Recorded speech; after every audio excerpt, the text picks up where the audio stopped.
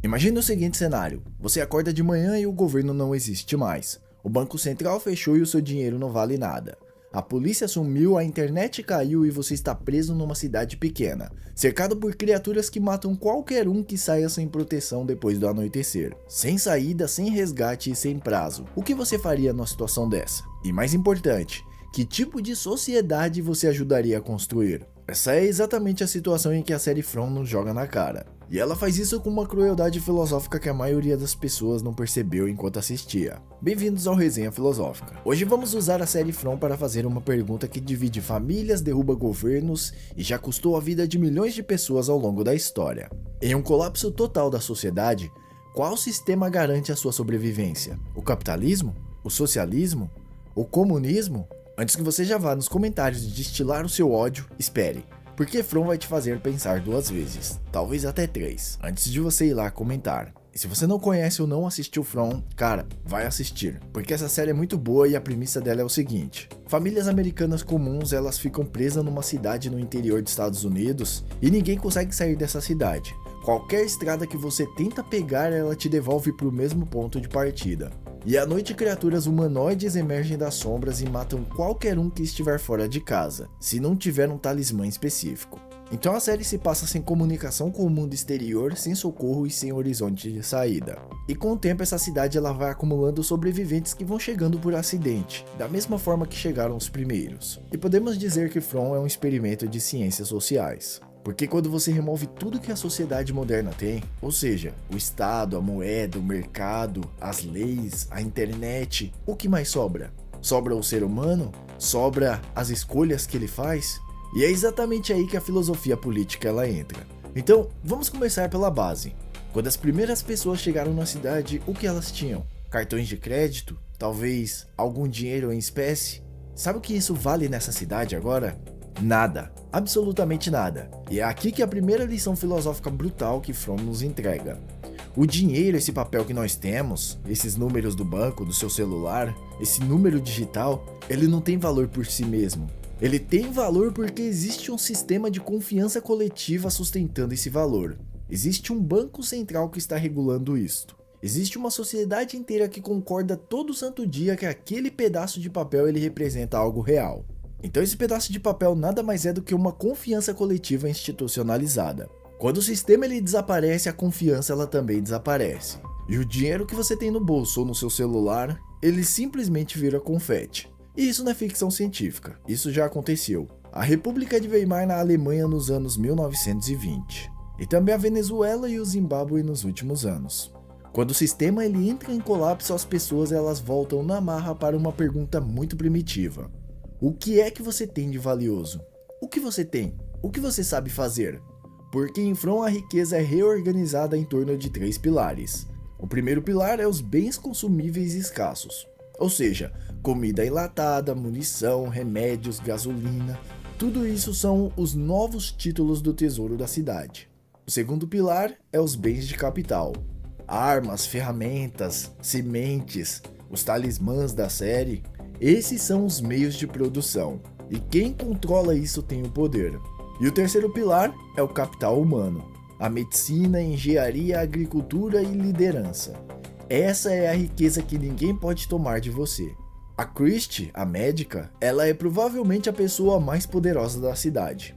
E não porque ela tem armas ou algo do tipo, não. É porque ela sabe fazer algo que pode manter todos vivos ali. Então o valor dela é direto, é imediato, é insubstituível, porque todos vão querer proteger ela. Ela é um bem valioso. E é aqui que From para de ser uma série de terror e começa a ser uma aula de filosofia política.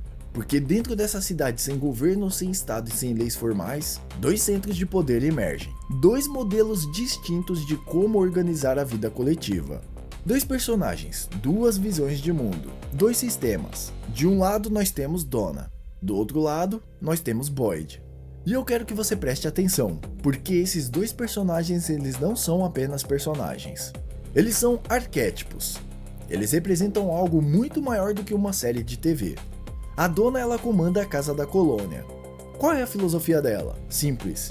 Ninguém fica para trás. Os recursos eles são de todos. Você trabalha pelo grupo. E o grupo ele cuida de você. Então isso representa a centralização, a distribuição e a coletividade. Se você entende um pouco de filosofia política, você vai perceber isso. Então existe um modelo comunal, um socialismo de sobrevivência. Karl Marx diria que a dona entendeu o problema fundamental.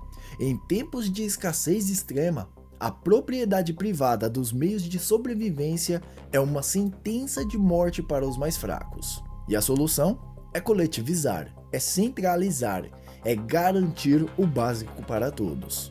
Peter Kropotkin, o anarco-comunista russo, ele chamaria isso de apoio mútuo. É a ideia de que a cooperação e não a competição é o que garante a sobrevivência da espécie. Agora Boyd, ele é o xerife. Ele é aquele que mantém a ordem, sim, mas a sua visão de mundo ela é diferente. Na cidade, cada casa cuida de si, cada pessoa é responsável pelo seu próprio sustento. Então, a iniciativa individual ela é valorizada. Quem tem mais habilidade, mais recursos e mais determinação é aquele que progride mais. Então o modelo de Boyd é um modelo descentralizado, é o modelo do capitalismo rudimentar.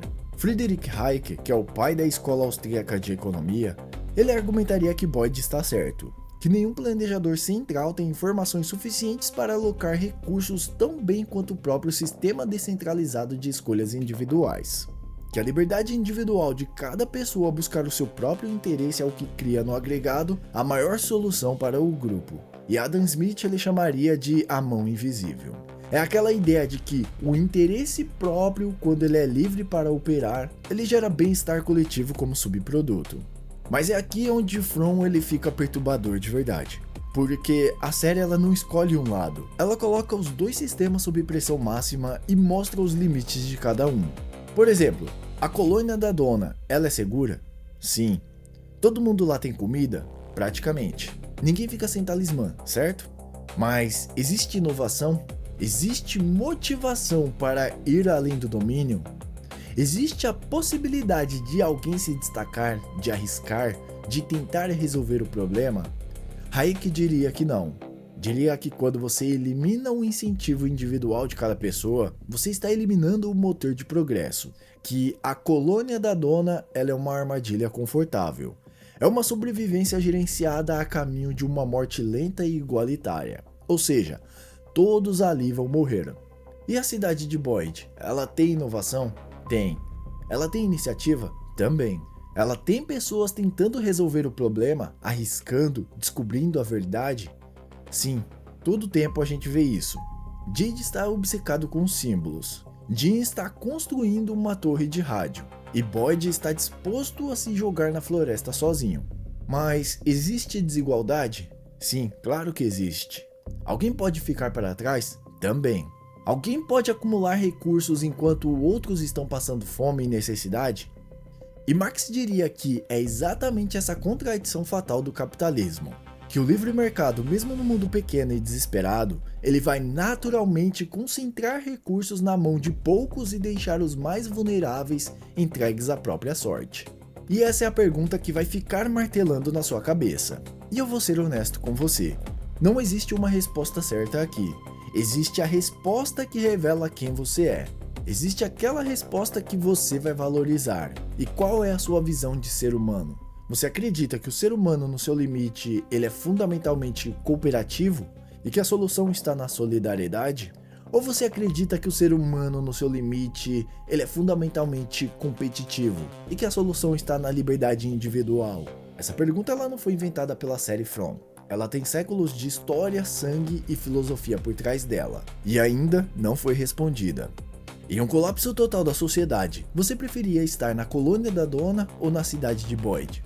Você preferia o socialismo ou o capitalismo? Você preferia a coletividade ou a liberdade individual? Se você já foi nos comentários defender o seu lado, beleza. Mas se não foi ainda, segure essa convicção por alguns minutos, porque essa série vai fazer algo cruel com esses dois sistemas. Ela vai colocar esses dois sistemas numa prensa, e nós vamos ver o que sobra. Você já parou para pensar que a maioria dos nossos debates políticos acontece em condições de relativa abundância? Quando a gente discute se o Estado ele deve ou não redistribuir a riqueza, se o mercado ele deve ser livre ou regulado, a gente está discutindo tudo isso com a geladeira cheia, com a luz acesa e a internet funcionando. Só que é aí que entra From na história. porque essa série vai remover todas essas condições. E quando a abundância ela desaparece, o debate filosófico ele deixa de ser acadêmico. Ele vira uma questão de vida ou morte. Então você vai pensar em comida e ao mesmo tempo o tempo está acabando.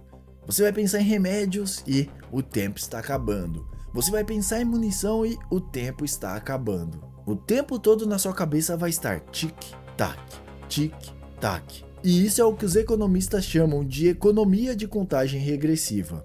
Não é uma economia de acumulação, é uma economia onde cada dia que passa o sistema como um todo ele fica mais pobre, independente do que qualquer um faça. E é aqui onde esses dois sistemas mostram as suas primeiras rachaduras sérias. A colônia da dona responde à escassez com relacionamento centralizado. Então a comida o tempo todo ela é contada, o tempo todo ela é distribuída em partes iguais.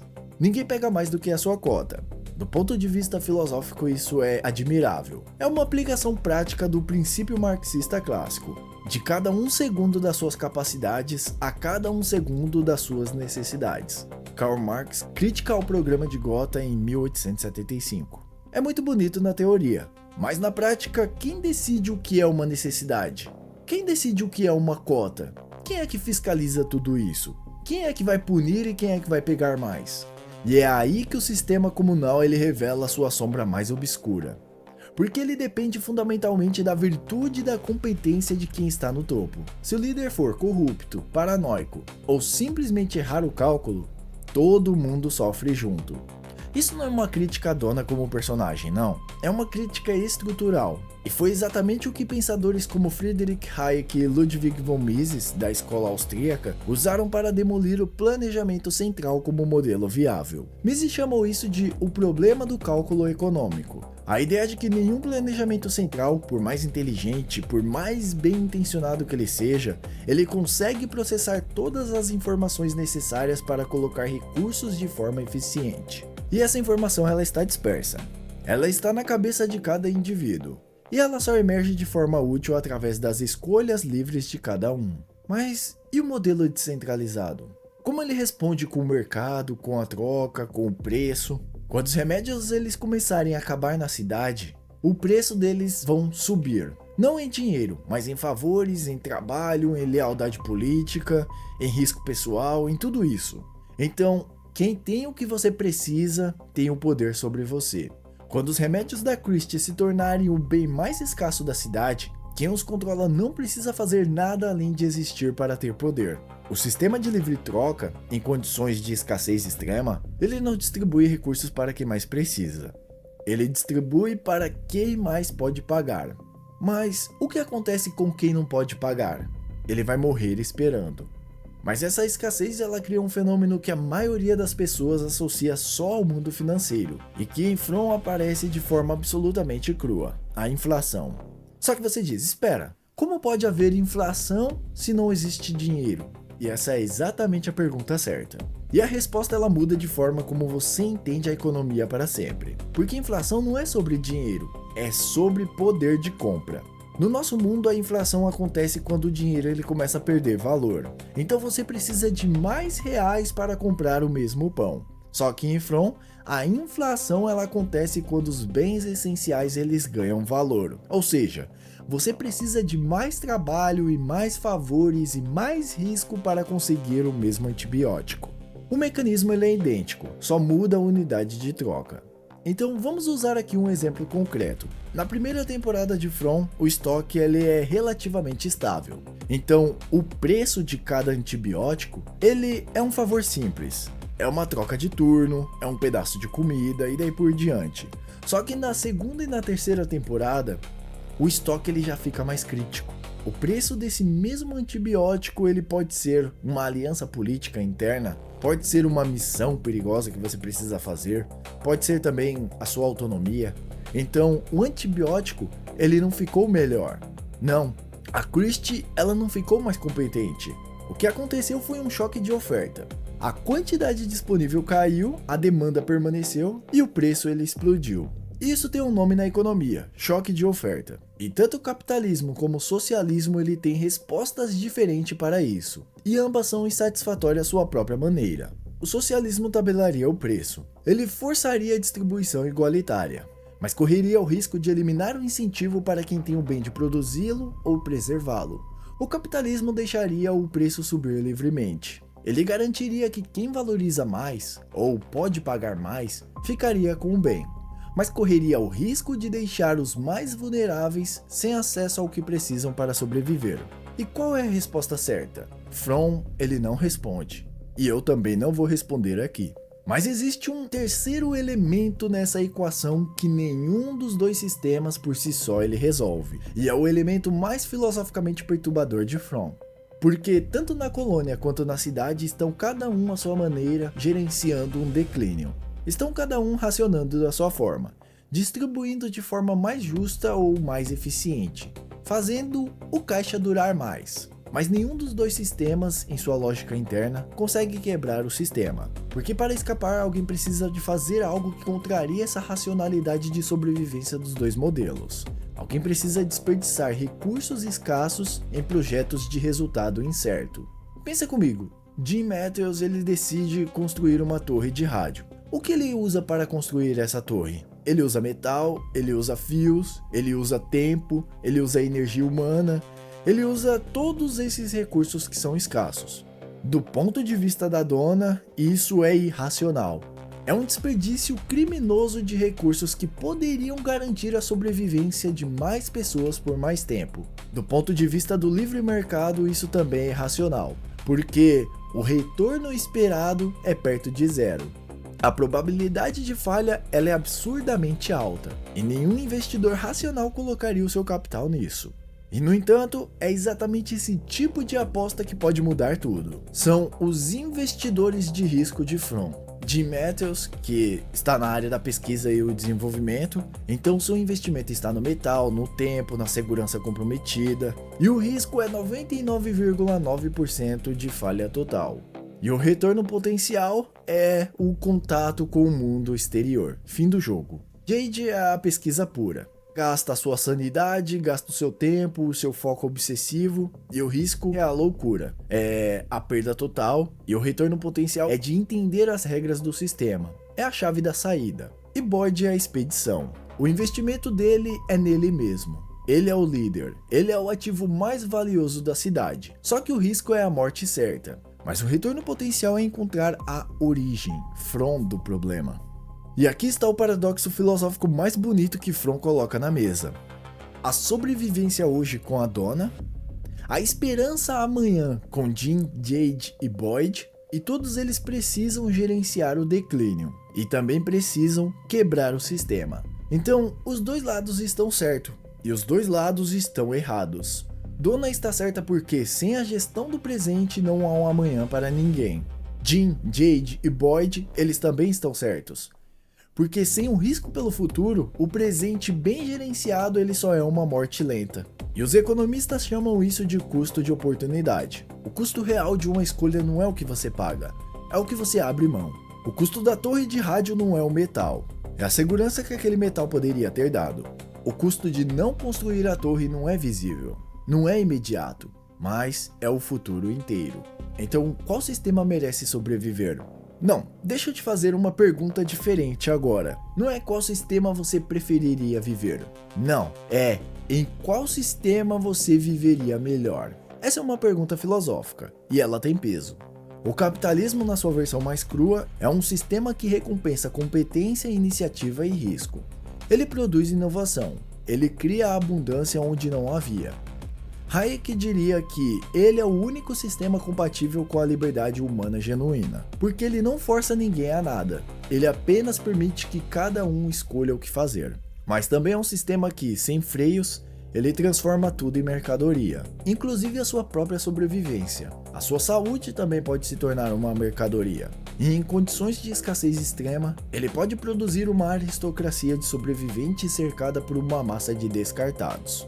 E o socialismo, na sua versão mais honesta, é um sistema que reconhece a interdependência humana, que nenhum de nós sobrevive sozinho, que Christie é só uma médica porque alguém a ensinou, que a comida ela existe porque alguém plantou, que a segurança só existe porque alguém está patrulhando. Ele distribui o fardo e o fruto de forma mais equânime, mas também é um sistema que, sem freios, ele sufoca a iniciativa individual. que pode transformar o líder em árbitro de quem merece o quê, que pode punir quem arrisca e recompensar quem apenas está cumprindo o mínimo, e que historicamente tem uma tendência perturbadora de concentrar poder nas mãos de quem administra a distribuição.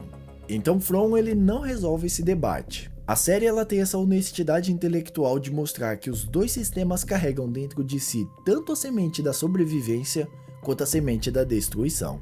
Isso nos traz de volta para a pergunta original, não como exercício acadêmico, não como debate de Twitter, nada disso, mas como uma questão genuinamente humana. Se amanhã um sistema ele colapsasse, o que você faria? Quem você seria? Você correria para a colônia da dona? Correria atrás de segurança, coletividade, abrir mão de parte da sua autonomia em troca de alguma garantia básica? Ou você ficaria na cidade de Boyd? Liberdade, risco, possibilidade de prosperar ou de afundar pela sua própria conta? Talvez a resposta mais honesta seja que você não sabe, que ninguém sabe até estar lá.